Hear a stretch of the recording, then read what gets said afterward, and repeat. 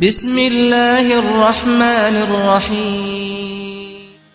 مولائے کائنات علی ابن ابی طالب علیہ السلام ارشاد فرماتے ہیں، خدا نے جو چیزیں تم پر فرض کی ہیں ان کی طلب میں لگے رہو، اور تم سے اپنے جس حق کی ادائیگی کا مطالبہ کیا ہے اسے ادا کرنے میں اس کی توفیق و مدد کے جویا رہو۔ اپنے کانوں سے موت کی پکار سن لو قبل اس کے کہ تمہیں بلا لیا جائے۔ دنیا میں پارساؤں کے دل خوف خدا سے روتے رہتے ہیں، اگرچہ بظاہر خندہ نظر آتے ہیں۔ ان کا حزن و اندوہ خوف الہی سے بہت سخت ہے، اگرچہ لوگوں کی نگاہوں میں وہ شاد نظر آتے ہیں۔